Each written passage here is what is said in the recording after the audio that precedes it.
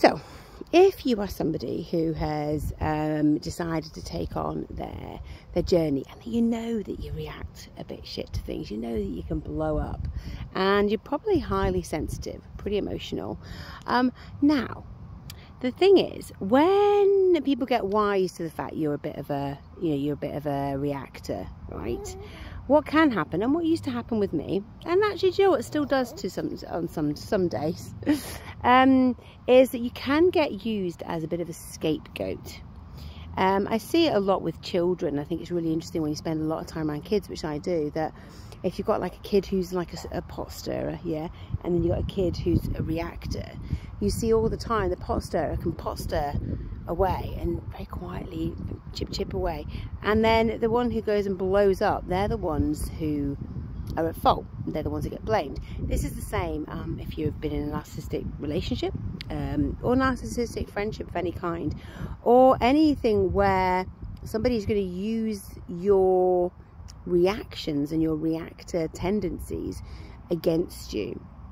And use, there's big words: narcissism, gaslighting. We are all capable of everything, okay? But when you are naturally somebody who's passionate, highly sensitive, and maybe people know that you can react and get very emotional, there is a tendency to use that against you. Zeke's like, don't be, no, surely not, Mum.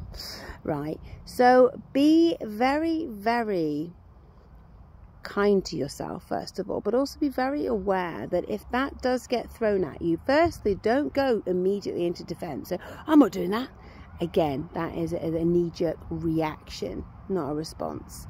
If somebody does choose to highlight your emotional state, or you're getting highly reactive or whatever, you can do two things, right? Because it may be that you are, quite frankly, maybe actually someone saying, oh, actually, I feel like, it's quite tricky, I can see this happening, and it's coming from a caring place, even if it doesn't sound like it. Or it might be somebody's projecting onto you or using you as a way for them to say what they want. Because if you have been known for reacting, people very quickly get used to blaming you. I imagine if you're a highly reactive, pretty sensitive, very emotional person, you have been the blame. You've been the problem. Am I right? And people get used to you being the problem. So what happens is when you actually start to heal that, when you start to not simply heal it, but understand yourself and see yourself very differently, and choose to respond, and get to the point where you can choose to respond, you might still get treated like the reactor, and you might still get blamed for things that you didn't do. You're like, what? Oh yeah, well, that's just like you did that. Oh. And then, well, hang on, I didn't do anything.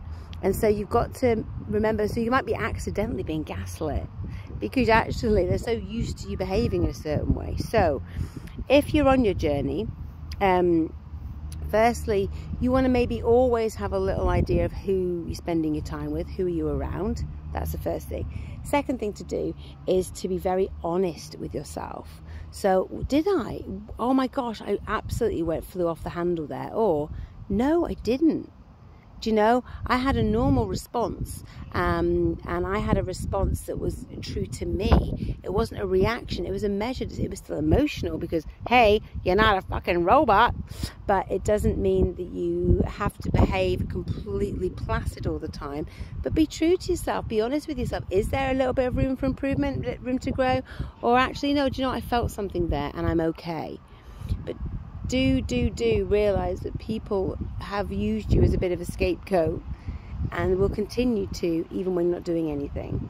So to my beautiful reactors, highly sensitive, emotional, wonderfully empathic, beautiful beings, I hear you, I see you, I love you.